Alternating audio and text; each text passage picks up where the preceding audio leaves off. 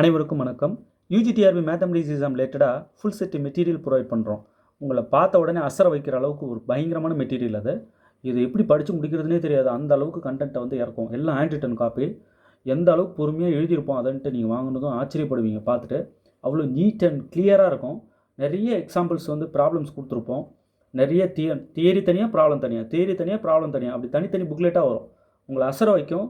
So தயவுசெய்து அதை எல்லாத்தையும் வாங்கி கண்ணிலையாவது ஒரு வாட்டி பாருங்கள். இவ்வளோ விஷயம் இருக்குது போட்டிருக்கு, நாம் நினச்சிக்கிட்டு இருக்கோம் நம்ம கையில் இருக்கிற 4 புக்கு தான் மெட்டீரியல்னு அப்படின்னு நினைப்பீங்க. ஆச்சரியப்பட வைக்கும். கண்டிப்பாக அதை வாங்கி பாருங்கள், யாரும் மிஸ் பண்ணிடாதீங்க. ஃபுல் செட்டு மெட்டீரியல் வேணுன்றவங்க 7358591547 இந்த நம்பருக்கு காண்டாக்ட் பண்ணுங்கள். இதை வாங்கி பேட்சாக முடிச்சுட்டு எம்சிக்யூஸ் ப்ராக்டிஸ் எடுத்துக்கிட்டு இருக்காங்க. அவங்கெல்லாம் ஓவர்டேக் பண்ணணுன்னீங்கன்னா நீங்கள் எந்த அளவுக்கு ரெடி ஆகணும் யோசிச்சு பாருங்கள். ஸோ வேறு லெவலில் ப்ரிப்பேர் பண்ணிகிட்டு இருக்கிற கூட்டம் இருக்காங்க. யார் வந்து அதாவது நம்ம காமனான ஒரு எஜுகேஷன் கொடுத்துட்றோம், அதில் யார் வின்னர்ன்றது எக்ஸாமில் தான் தெரியும் இல்லையா? பட் எல்லாருக்கும் தகவல் கொடுத்துடணும், இவ்வளோ விஷயம் இருக்குன்றது தெரியணும்ல முதல்ல. ஸோ அதுக்காக தான் இமீடியட்டாக ஃபுல் செட் மெட்டீரியல் வாங்கி நீங்களும் அதை படிச்சுட்டு ஒரு சேஃப் ஜோனுக்கு போங்க. ஓகே, இப்போது ஆப்ரேஷன் ரிசர்ச்லேருந்து முக்கியமான 1 மார்க்ஸ் நம்ம ஒரு சிலது பார்க்க போகிறோம். இது எல்லாமே ப்ராப்ளம் போட்டோம் இல்லையா? ஓஆர் ப்ராப்ளம் எத்தனை போட்டிருக்கேன் அதுலேருந்து கேட்கப்பட்ட வினாக்கள். சரிங்களா? சும்மா ஏதோ ஒன்று கிரியேட் பண்ணதுன்னு நினச்சிக்காதீங்க. ஒவ்வொன்றும் வந்து இது சால்வ் பண்ணியிருக்கோம். இந்த இப்போ சொல்கிற போகிற விஷயங்களை பயன்படுத்தி தான் ப்ராப்ளமே சால்வ் பண்ண முடியும். ஒவ்வொன்றுக்கும் அல்காரிதம் இருக்குது. ஆப்ரேஷன் ரிசர்ச்சில் எல்லாத்துக்குமே முறையான அல்காரிதம் இருக்குது. அதை படிச்சுட்டு தான் நம்ம சால்வ் பண்ணவே போகணும் இல்லையா? ஸோ இப்போ இதுக்கு முன்னாடி வந்து 1 மார்க் இது மாதிரி போட்டிருக்கீங்களா சார்? போட்டிருக்கேன். ஒரு 15 1 மார்க் இது முன்னாடி போட்டேன். இப்போ 16th 1 மார்க்லேருந்து பார்க்கலாமா? ரொம்ப முக்கியமானது. இந்தமாரி ஓஆரில் எத்தனை கொஸ்டின் ஆயிரக்கணக்கான கொஸ்டின் கொடுப்பேன். போய்கினே இருக்கும், தலை சுத்தம். டேங்கப்பா எவ்வளோ இருக்கா ஓஆர்ல அப்படின்னு இருக்கும். ஆல்ரெடி வீடியோ கொடுத்துட்டோம். எங்கள் ஓஆர் வீடியோ பார்த்துட்டவங்க எங்கள் சேனல் விட்டு வெளியே போகவே மாட்டீங்க. அவங்களுடைய கமெண்ட் வேறு லெவலில் வருது. எனக்கு ரொம்ப ரொம்ப நன்றிங்க. ஏன்னா சாதாரணமாக ஒருத்தருக்கு வந்து ஒரு தேங்க்ஸ் சொல்லணும்னு கூட டைம் ஸ்பேஸ் இருக்குது, எடுத்து பண்ணுவாங்களா? பண்ண மாட்டாங்க. பட் பேராகிராஃபாக டைப் பண்ணி தேங்க்ஸ் சொல்லி அனுப்புகிறாங்க. ரொம்ப ரொம்ப நன்றிங்க. இந்த எல்லா நன்றி கடனும் நான் எப்படி திருப்பி செலுத்தலான்னு இருக்கேன்னா, நல்ல நல்ல வீடியோஸ், உங்களுக்கு தேவையான வீடியோஸ் கொடுத்து என்னோடய நன்றியை தெரிவிச்சுக்கலாம். நீங்கள் பதிலுக்கு என்னுடைய ஒரு இதுவாக இருக்கட்டும் அப்படின்னு சொல்லிட்டு நல்ல வீடியோஸ் கொடுக்குறதுல தான் நான் கான்சன்ட்ரேட் பண்ண போகிறேன். அதுதான் நான் திருப்பி செய்கிற நன்றி கடன். சரிங்களா? ஓகே, இப்போது ஆப்ரேஷன் ரிசர்ச்லேருந்து ரொம்ப ரொம்ப முக்கியமான ஒரு சில முக்கியமான கான்செப்டை அதை வச்சு தான் இந்த 1 மார்க்கெல்லாம் ரெடி பண்ணப்பட்டது. ஸோ இது எல்லாத்தையும் பார்த்துக்குங்க. இது எப்படி கேட்டிருக்காங்கன்றதை பார்ப்போம். ஓகே, இந்த big M method if a minimization problem has a constant greater or equal to B we introduce. நல்லா கவனிங்க. ஒரு மினிமைசேஷன் ப்ராப்ளமாக, அது மினிமைசேஷனாக இருக்கட்டும் மேக்ஸிமைசேஷனாக இருக்கட்டும், கன்ஸ்டன்ட் வந்து கிரேட்டர் ஆர் ஈக்குவல் டு பியாக இருந்தது அப்படின்னா சர்ப்ளஸும் ஆர்டிஃபிஷியலும் நம்ம இன்ட்ரடியூஸ் பண்ணுவோம் இல்லையா? அப்போ ஆப்ஷன் பி பாருங்கள். A surplus variable and an artificial variable. We introduce a surplus variable and an artificial variable. எந்த கன்ஸ்டன்ட்டுக்கு? Greater or equal to B இருக்கிற கன்ஸ்டன்ட்டுக்கு. ஓகே, அதை மறந்துடாதீங்க. அப்போ ஆப்ஷன் பி தான் இதுக்கு கரெக்ட். ரைட்? நிச்சயமாக உங்களுக்கு நல்லா புரியும்னு நினைக்கிறேன். அந்த ப்ராப்ளம் பார்த்தவங்களுக்கு இதெல்லாம் சும்மா ஜிஜிபி. அதுக்கு தான் நான் வந்து ப்ராப்ளம் படிங்க, ப்ராப்பர் அல்காரிதம் இருக்குது அதை படிங்க அப்படின்றது அதுக்கு தான். அதெல்லாம் மெட்டீரியலில் கொடுத்துருக்கேன். ப்ராப்ளம் எடுத்து மெட்டீரியலில் பார்க்கும்போது உங்களை அசர வைக்குங்க. நான் ஷியோராக சொல்ல முடியும் என்னால். ஏன்னா நிறைய பேர் அதை பார்க்காம இருக்கீங்க, எனக்கு தெரியும். யூஜிடிஆர்பி எக்ஸாம் போகிறதுக்கு முன்னாடியாவது அதை வாங்கி ஒரு வாட்டி பார்த்துட்டாவது போங்க. ஓ, நம்ம இதனால தான் ஸ்கோர் பண்ணலை, நம்ம இன்னும் நிறைய படிக்க வேண்டி இருக்குது போல் அப்படின்ற உணர்வு உங்களுக்கு அப்போ தான் வரும். இல்லைனா நம்மளால் எவ்வளோ படித்தாலும் ஜெயிக்கவே முடியாது போல் இருக்குது, அந்த மாதிரி எண்ணத்துக்கு போயிடுறீங்க. அப்படி போகக்கூடாதுங்க. படித்தா ஜெயிக்கலாம். In big M method the penalty assigned to an artificial variable in a maximisation problem is. அதாவது பிக்கம் மெத்தடில் ஆர்டிஃபிஷியல் வேரியபிளுக்கு மேக்ஸிமைசேஷன் ப்ராப்ளம் இருக்கும் இல்லையா? அதுக்கு என்ன வந்து காஸ்ட் கொடுப்போம்? பெனால்ட்டினா காஸ்ட்டு. சரிங்களா? நம்ம ஆர்டிஃபிஷியல் வேரியபிளுக்கு என்ன காஸ்ட் கொடுப்போம்னா -m கொடுப்போம். எதுக்கு? இந்த மேக்ஸிமைசேஷன் ப்ராப்ளம்க்கு. ஓகே, மினிமைசேஷன் ப்ராப்ளம்க்கு கமெண்ட்டில் சொல்லுங்கள் பார்க்கலாம். நான் ஒரு கேள்வி கேட்குறேன்னா உடனே அதுக்கு அதே ரிலேட்டட் கொஸ்டின் வேறு கேட்கலாம் இல்லையா? அதான் இப்போ உடனே உங்களை கேட்குறேன். சரி, இப்போ கிரேட்டர் ஆர் ஈக்குவல் டு கன்ஸ்டன்ட்டுக்கு சர்ப்ளஸும் ஆர்டிஃபிஷியலும் இன்ட்ரடியூஸ் பண்ணணும். Less than or equal to constant இருந்தால் என்ன பண்ணணும்? கமெண்ட்டில் உடனே சொல்லுங்கள். ஒரு கேள்வி நம்பர் சொல்லுங்கள், அப்போ தான் எனக்கு தெரியும். அடுத்தது பிக்கம் மெத்தடில் மேக்ஸிமைசேஷன் ப்ராப்ளம் வந்தால் ஆர்டிஃபிஷியல் வேரியபிள் காஸ்ட் -m கொடுப்போம். அப்போ மினிமைசேஷன் ப்ராப்ளம் தான் என்ன கொடுப்போம்? காஸ்ட்டு அப்ஜெக்டிவ் ஃபங்க்ஷனில். அடுத்து பாருங்கள், the big M method is used for solving. Big M method is used for solving only maximization problems, only minimization problems, linear programs with artificial variables. Yes, அது மினிமைசேஷனாக மேக்ஸிமைசேஷன் எந்த ப்ராப்ளமும் வந்துட்டு போட்டோம். ஆர்டிஃபிஷியல் வேரியபிள் இன்வால்வ் ஆகுதுனாலே நம்ம பிகம் மெத்தட் என்ன பண்ணிக்கலாம், use பண்ணிக்கலாம். பிகம் மெத்தடை யூஸ் பண்ணி தான் ஆகணும், இல்லை two phase method, right? So maximisation ப்ராப்ளமாக இருக்கட்டும், the big M method is used for solving அந்த ஆர்டிஃபிஷியல் வேரியபிள் இன்வால்வ் ஆகிற ஒரு ஈக்குவேஷனுக்கு. ஆர்டிஃபிஷியல் வேரியபிள் இன்வால்வ் ஆகுதுனாலே ஒரு எல்பிபியில் சொல்யூஷன் கண்டுபிடிக்க போகிறேன், ஆர்டிஃபிஷியல் இன்வால்வ் ஆகுது, வேறு வழியே இல்லை அப்படின்னா நான் பிகம் மெத்தடை யூஸ் பண்ணி ஆகணும், இல்லை டூ ஃபேஸ் மெத்தடை யூஸ் பண்ணி ஆகணும். ஆனால் இங்கே பிகம் மெத்தட் கேட்குறாங்க, அதுக்கு நம்ம சரியான விடை இப்போ இருக்கிறதுல மோஸ்ட் சூட்டபிள் தான். என்னது? Linear LPP with artificial variable இருக்கும் இல்லையா, அதை சால்வ் பண்ணுறதுக்கு தான் பிகம் மெத்தடை நம்ம யூஸ் பண்ணுவோம். Linear programs with artificial variables. அடுத்து பாருங்கள், if the optimal table in big M method shows an artificial variable remaining in the basis with a non-zero level, the problem has, நல்லா கவனிங்க, ஆப்டிமல் டேபிள் வந்து கிடச்சிருச்சு நமக்கு, எல்லா ZJ மைனஸ் CJ ≥0 வந்துருச்சு, final table அது. அதில் பேசிஸில் ஆர்டிஃபிஷியல் வேரியபிள் வந்துருச்சான். shows an artificial variable remaining in the basis. பேசிஸில் ஆர்டிஃபிஷியல் வேரியபிள் இருக்குது. எப்படி இருக்குது? வித் நான் ஜீரோ லெவல்னா நோ சொல்யூஷன். நோ சொல்யூஷன்ன்றது இன்ஃபீஸிபிள் சொல்யூஷன் சொல்லுவோம், ரைட்? ஸோ இன்ஃபீஸிபிள் இப்போ நோ சொல்யூஷன் இருக்குது, இன்ஃபீஸிபிள் சொல்யூஷன் இருக்குது. எதை சார் போடுறது? இன்ஃபீஸிபிள் சொல்யூஷன் தான் போடணும், அதுதான் சரியான வார்த்தை, சரிங்களா? ஓகே, ஆர்டிஃபிஷியல் வேரியபிள் நான் ஜீரோ லெவலில் இருந்தால் இன்ஃபீஸிபிள் சொல்யூஷன், ஆர்டிஃபிஷியல் வேரியபிள் இருக்குது ஜீரோ லெவலில் இருந்தால் அது சொல்யூஷன் எக்ஸிஸ்ட்டு, பட் அது degenerate, unique solution with degenerate. Okay, அப்போ இப்போ நோ சொல்யூஷன் சொல்கிறது பெஸ்ட்டாக, இன்ஃபீஸிபிள் சொல்யூஷன் சொல்கிறது, இன்ஃபீஸிபிள் சொல்யூஷன் சொல்கிறது தான் கரெக்டு. ஃபீஸிபிள், இன்ஃபீஸிபிள் இந்த வார்த்தைகளை பயன்படுத்தணும் நம்ம. ஓகே, ஆப்டிமல் டேபிளில் நம்ம பிகம் மெத்தடில் போட்டுட்ருக்கோம், அதை மறந்துடாதீங்க. ஆர்டிஃபிஷியல் வேரியபிள் வருது எதில்? பேசிஸில். அதுவும் நான் ஜீரோ லெவலில் வேறு இருக்குது. ஜீரோ லெவலில் இருந்தாலே சொல்யூஷன் எக்ஸிஸ்ட்டு, அது டீஜெனரேட் சொல்யூஷன். இப்போ இங்கே வந்து என்னென்னா நான் ஜீரோ லெவலில் ஆர்டிஃபிஷியல் வேரியபிள் RHS வேல்யூ பார்க்குறோம், அந்த XBs இருக்கு இல்லையா, அதில் பார்க்கும்போது நமக்கு நான் ஜீரோ லெவலில் இருந்ததுன்னா அதுக்கு வந்து சொல்யூஷன் கிடையாது, இன்ஃபீஸிபிள் சொல்யூஷன் அப்படின்னு சொல்லணும், ரைட்?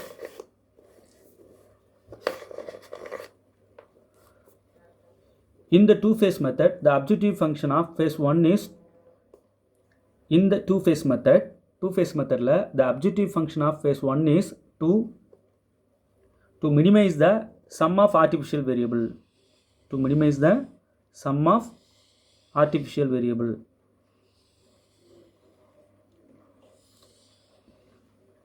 ஆர்டிஃபிஷியல் வேரியபிளை கண்ட்ரோல் பண்ணுறது தான் ஃபேஸ் ஒன்னோட வேலையே. டூ ஃபேஸ் மெத்தட் நான் சால்வ் பண்ணியிருக்கேன், வீடியோ எடுத்து போய் பாருங்கள். ஒரு ஃபஸ்ட்டு ஃபேஸ் என்ன பண்ணுதுன்னா ஆர்டிஃபிஷியல் வேரியபிளை நமக்கு ரிமூவ் பண்ணிகிட்டே இருக்கும், கொஞ்சம் கொஞ்சமாக அது வந்து ரிமூவ் பண்ணிகிட்டே இருக்கும், ஒரு ஐட்ரேஷனாக ரிமூவ் பண்ணிகிட்டே வரும் ஆர்டிஃபிஷியல் வேரியபிளை, ஃபைனலாக எடுத்துருவோம் டூ ஃபேஸ்க்கு போகும்போது. ஓகே, அடுத்தது the penalty value assigned to artificial, the பெனால்ட்டினா cost value, the cost value assigned to artificial variable in phase 1 is, phase 1ல் ஆர்டிஃபிஷியல் வேரியபிளுக்கு நம்ம என்ன காஸ்ட் கொடுப்போம் அப்ஜெக்டிவ் ஃபங்க்ஷனுக்கு அப்படின்னா -1 கொடுப்போம், ரைட்? அடுத்து பாருங்கள், the primary advantage of the two phase method over the big M method, primary advantage of the two phase method over the big M method, big M மெத்தடை காட்டிலும் ஒரு டூ ஃபேஸ் மெத்தடுக்கு ஒரு அட்வான்டேஜ் இருக்குது அப்படின்னா இந்த நாளில் எது? It does not require a large penalty M. Big M method very large எம்முக்கு எப்படி இருக்கும் அப்படின்னா அதோட அக்யூரசி கம்மியாக இருக்கும், ஆனால் அந்த மாதிரி லார்ஜ் வேல்யூ எம்மை பொறுத்து இது இருக்காது. எது? டூ ஃபேஸ் மெத்தட், அதுதான் பெரிய ஒரு பெனிஃபிட். அதனால தான் நம்ம பிகம் மெத்தடை விட டூ ஃபேஸ் மெத்தட் பெட்டர்னு சொல்கிறோம். It does not recover a large penalty M. ஆனால் பிகம் மெத்தட் வந்து அந்த லார்ஜ் பெனால்ட்டி எம்மை பொறுத்து தான் அமையும்.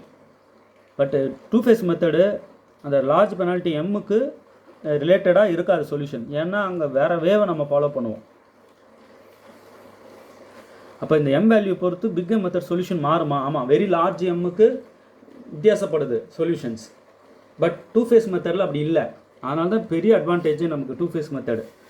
இப்போ அடுத்து பாருங்கள், the dual simplex method starts with a solution that is optimal but not feasible.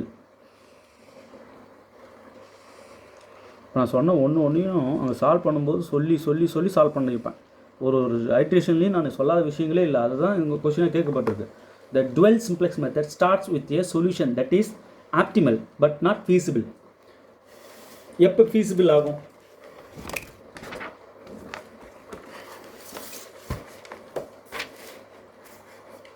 The dual simplex method is applicable to LPPs that are dual simplex method வந்து applicable எப்போ அப்படின்னா, ஒன்று maximization with greater than or equal to constraint, minimization with less than or equal to constraint.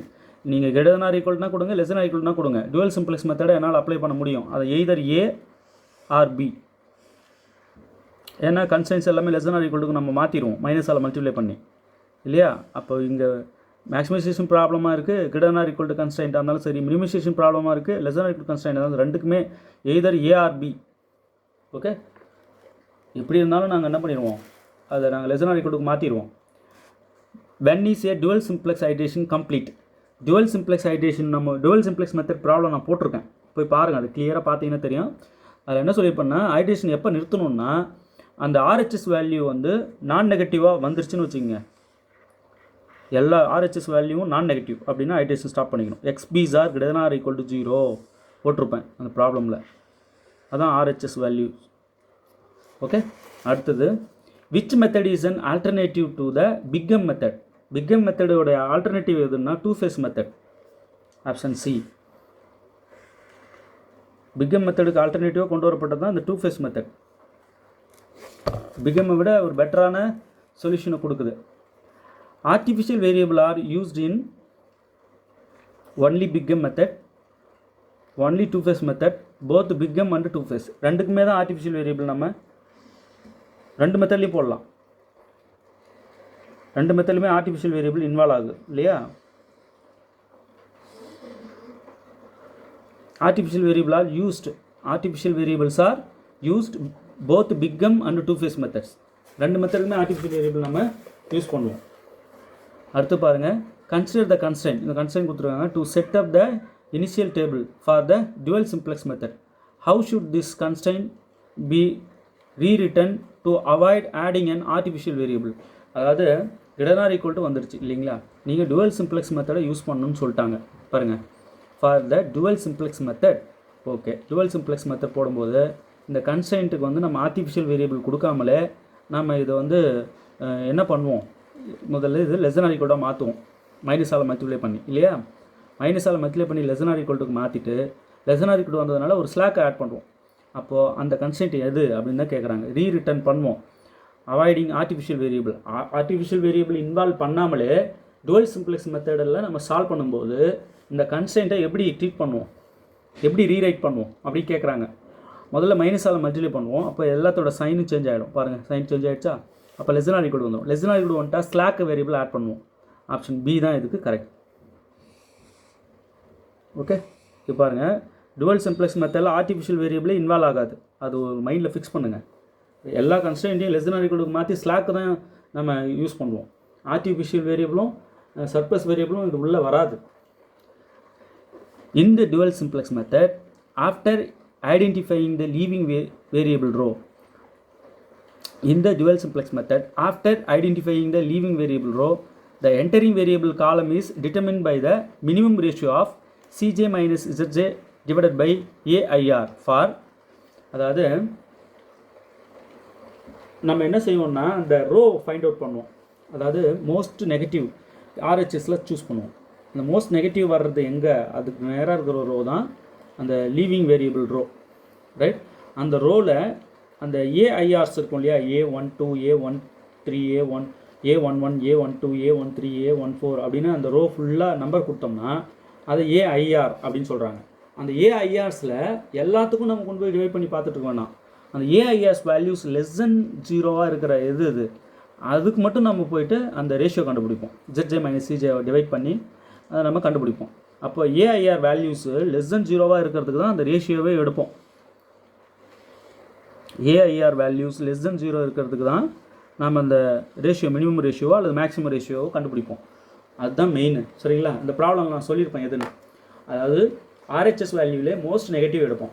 அந்த most நெகட்டிவ்க்கு நேராக இருக்கிற அந்த row தான் leaving variable இருக்கிற ரோ, பிவோட்டல் ரோ அப்படின்னு சொல்லுவோம். அந்த பிவோட்டல் ரோவில் இருக்கிற ஒவ்வொரு வேல்யூ தான் A11, A12, A13, A14 சொல்லுவோம். அதான் ஏஐஆர் சொல்கிறாங்க பொதுவாக. அந்த ஏஐஆர்லேயே எது லெஸ் தென் 0 இருக்கோ அதுக்கு தான் நம்ம இந்த ரேஷியோவே கண்டுபிடிப்போம். என்ன ratio? CJ minus ZJ divide by AIRO அல்லது ZJ minus CJ divide by AIRO நம்ம கண்டுபிடிப்போம். முதல்ல ஏஐஆர் லெஸ் தென் 0க்கு இருக்கிற டேர்முக்கு தான் நம்ம பார்ப்போம். சரிங்களா? அதுதான் இங்கே என்னன்னு கேட்டிருக்காங்க பாருங்கள். இந்த dual simplex method, after identifying the leaving variable row, the entering variable column is determined by the minimum ratio of Cj minus Sj divided by AIR for AIR is less than 0. Okay, ரொம்ப முக்கியமானதெல்லாம். If an artificial variable is present in the final optimum basis for a big M iteration with a value of 0, it means the problem has, நல்லா கவனிங்க, artificial variable optimum table final table இருக்கு இல்லையா, அதில் artificial variable வந்துடுச்சு. எந்த மெத்தடில்? Big M மெத்தடில் போடும்போது ஆர்டிஃபிஷியல் வேரியபிள் ஃபைனல் டேபிளில் வந்துடுச்சான். ஓகே, வந்துடுச்சு. அது வித்து வேல்யூ ஆஃப் 0 லெவலில் வந்துடுச்சான். அப்போ சொல்யூஷன் இருக்குது, யூனிக் சொல்யூஷன் தான். பட் அந்த சொல்யூஷன் இஸ் டீஜெனரேட். ஓகே, அப்போ degenerate solution, right? the solution is degenerate. யூனிக்னு சொல்கிறது தவறு, யூனிக்னு சொல்லிட முடியாது. degenerate feasible solution. அப்போது யூனிக்ன்ற வார்த்தை எடுத்துருங்க, திரும்ப சொல்கிறேன், யூனிக் சொல்லக்கூடாது. டீஜெனரேட்னாலே அது வந்து இன்னும் நிறைய சொல்யூஷன்ஸை கொண்டிருக்கிறதா அர்த்தம் அதுக்கு. அப்போ என்ன சொல்ல வரேன்னா, ஆர்டிஃபிஷியல் வேரியபிள் ஃபைனல் டேபிளில் வந்துடுச்சு. நீங்கள் ப்ராப்ளம் பார்க்காம யாராவது இதை பார்த்துட்டு இருந்தீங்கன்னா உங்களுக்கு கண்ணை கட்டி காட்டில் விட்டா மாதிரி இருக்குங்க. தயவுசெய்து போய் அந்த ப்ராப்ளமாக ப்ளே பண்ணி நல்லா பார்த்தாலோடி இப்போ நான் என்ன சொல்கிறேன்றது புரியும் உங்களுக்கு. அதுக்கு தான் பாடத்தை புரிஞ்சு படிங்கன்னு தலைப்பாடம் அடிச்சிக்கிறதே அதுக்கு தான். தயவுசெய்து எல்லா ப்ராப்ளமும் புரிஞ்சுட்டு படிங்க, ரைட்? புரியலன்னா உடனே என்ன கூப்பிடுங்க. 7358591547. இந்த நம்பருக்கு நீங்கள் எப்போ வேணால் டவுட் கேட்கலாம். சரிங்களா? சரி, நிறைய பேர் கேட்டுகிட்டே இருக்கீங்களா, அவங்களெல்லாம் ஒரு குரூப்பாக போட்டலான்னு இருக்கேன், பார்க்குறேன். குரூப்பாக போட்டால் அடிக்கடி டார்ச்சர் பண்ணிக்கிட்டே இருப்பாங்களோன்ற ஒரு உணர்வு தான், வேறு எதுவும் இல்லை. ஏன் வேலைகள் கிடக்கூடாதுன்னு பார்க்குறேன் முடிவு பண்ணிவிட்டு டக்குன்னு. ஏன்னா ஒரு டவுட்டை மற்றவங்க நீங்கள் ஒருத்தவங்க கேட்குறீங்கன்னா அது 100 பேருக்கு தெரிஞ்ச நல்லது தானே, அவங்களும் அதை தெரிஞ்சுப்பாங்க இல்லையா? ஸோ அது குரூப்பாக க்ரியேட் பண்ணலான்னு முடிவு பண்ணியிருக்கேன். இப்போ என்ன சொல்ல வராங்கன்னா, ஆர்டிஃபிஷியல் வேரியபிள் வருதுங்க ஃபைனல் டேபிளில் பிக் எம் மெத்தடில் போடும்போது வரலாம் இல்லையா? அது ஒரு கேஸு. அப்படி பிரித்து வச்சுருப்பேன் ஒவ்வொரு வீடியோலையும். நான் அதை எத்தனை கேசஸ் இருக்கிறத காட்டியிருப்பேன். இப்போ அதில் வந்து பிக் எம் மெத்தடில் போட்டுகிட்டே வர ஐட்ரேஷனை போய் பாருங்கள். அதில் ஃபைனல் டேபிள் நிறுத்தும்போது பேசிஸில் ஆர்டிஃபிஷியல் வேரியபிள் வருதான்னு பார்ப்பேன். வந்துச்சு, நான்-0 லெவல்னா இன்ஃபீசிபிள் சொல்யூஷன், ரைட்? இது சார் ஆர்டிஃபிஷியல் வேரியபிள் வருது வித் 0 லெவலில் இருக்குது அப்படின்னா அந்த சொல்யூஷன் இருக்குது, பட் டீஜெனரேட் சொல்யூஷன். ஓகே, அவ்வளோதான். அதுதான் இங்கே சொல்லியிருக்காங்க. In an artificial variable, if an artificial variable is present in the final optimal basis for a big M iteration with a value of 0, it means the problem has a degenerate feasible solution. Solution இருக்குது, அது degenerate. Okay, இவ்வளோதாங்க.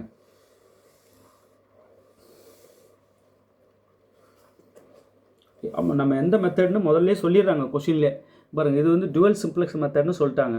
அப்போ இந்த கன்ஸ்டன்ட்டை எப்படி rewrite பண்ணுவீங்க, இதுதான் கேள்வி. இப்போ ரீரைட் பண்ணும்போது நமக்கு எப்படி ஆகிடுதுங்க, இப்படி ஆகிடுது. ஓகே, இவ்வளோதான் விஷயம். ஸோ இந்த 30 கொஸ்டின்ஸும் நல்லா படித்து புரிச்சு வச்சுக்கிங்க, உங்களுக்கு பெரிய சப்போர்ட்டாக இருக்கும்.